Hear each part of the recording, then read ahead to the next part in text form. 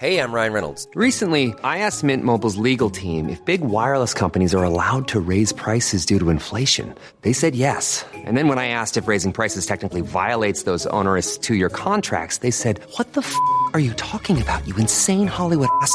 So to recap, we're cutting the price of Mint Unlimited from $30 a month to just $15 a month. Give it a try at mintmobile.com/switch. $45 upfront payment equivalent to $15 per month. New customers on first 3-month plan only. Taxes and fees extra. Speed slower above 40 gigabytes. See details.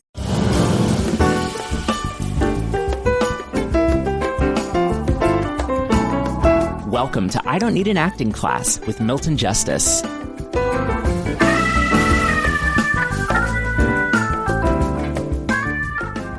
The reason you have to know so much in acting is just to avoid the panic.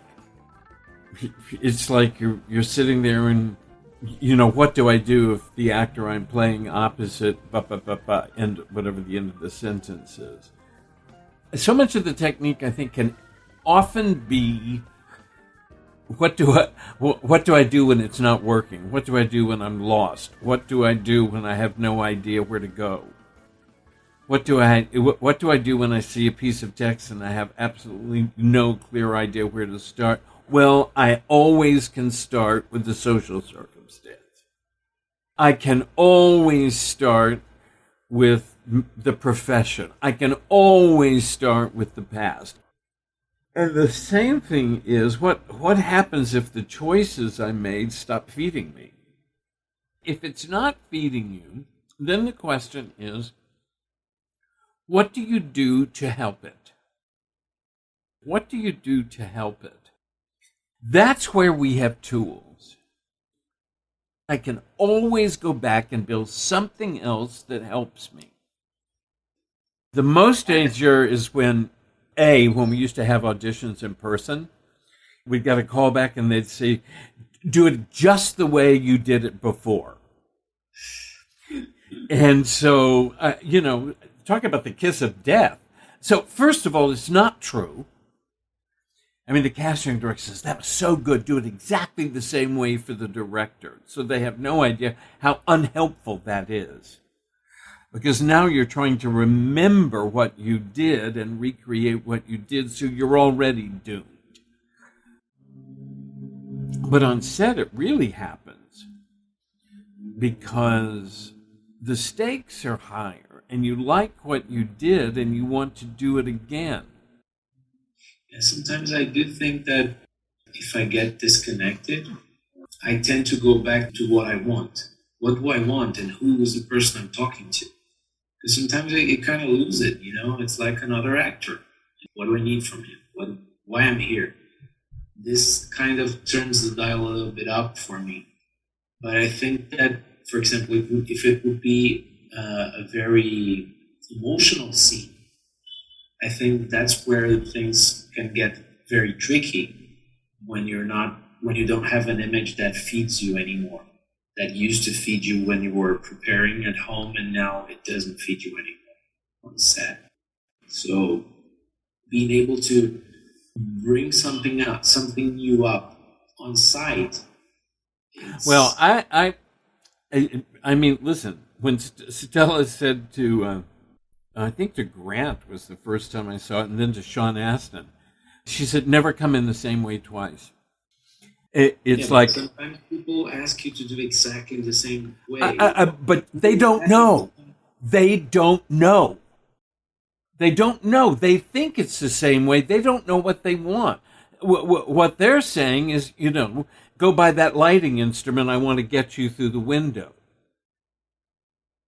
And so actors think if they say do it the same way, they want the same acting. They do not know what the acting is. So you're doomed if you listen to that. And because then what you say to yourself is, yeah, right. Oh, yeah, got it. Thank you. And then you do your actor work. I mean, listen, I started using the idea of a parenthetical expression, which is really the impulse of the scene. And so this particular time when I walk in and I say, you asshole, that's the parenthetical. You asshole. And then I do the scene. They say, oh, great, do it again. And so this time when I go in, so now I take another preparation. Fuck you. same world. Excellent. All right, we're going to do it one more time. Sorry, there was an airplane flying over. Let's do it the same. Let's do it exactly the same way. That was absolutely perfect. So this time when I walk in, I say, I'm going to show you, asshole. So I am always in the same ballpark, but I am giving myself a turn of the dial this way or that way, and it's feeding me.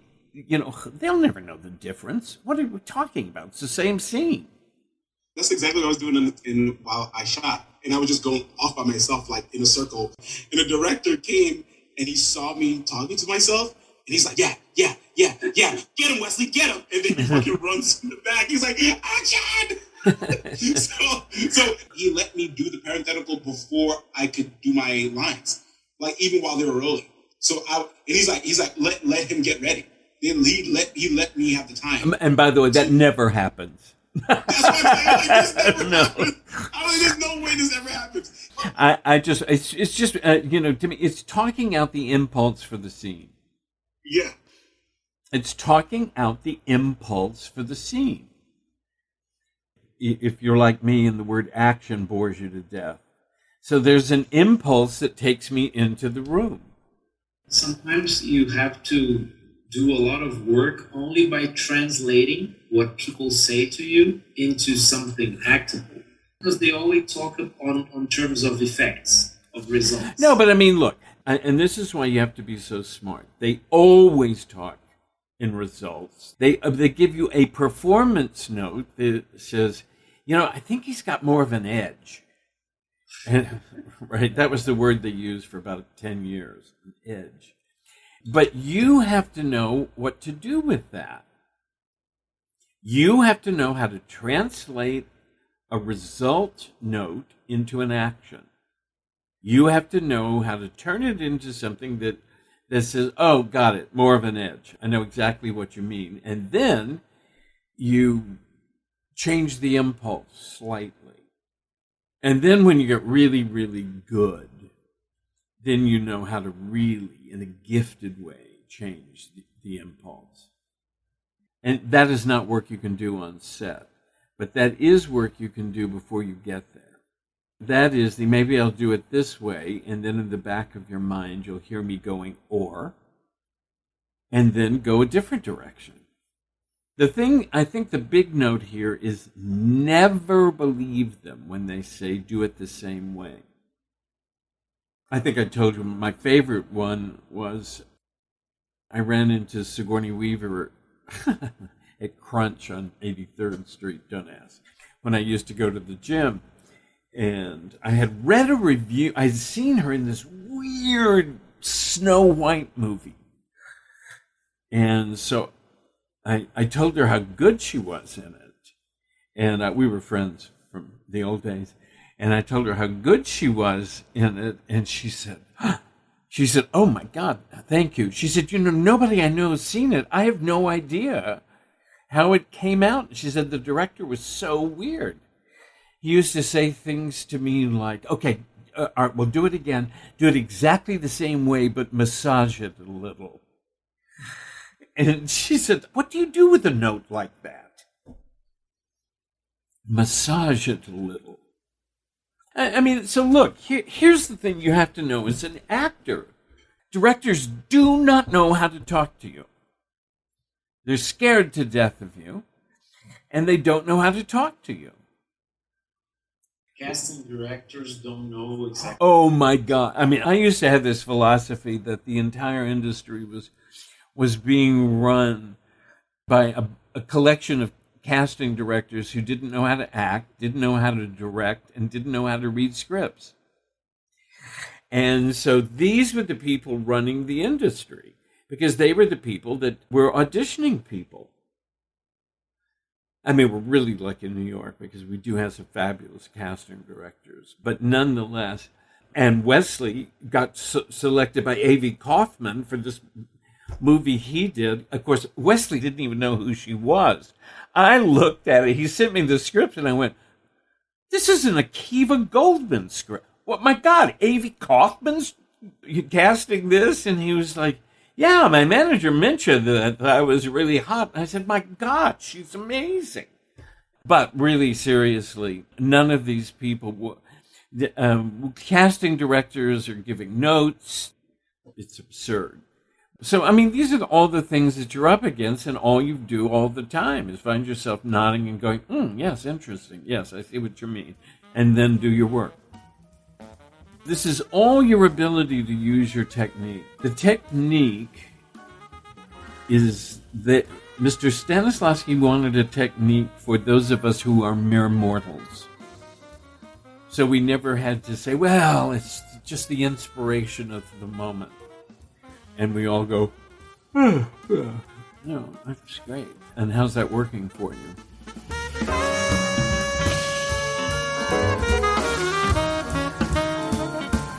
I Don't Need an Acting Class is hosted and created by Milton Justice. Senior producer is me, Walker Vreeland. Director of online media is Evan Sollers.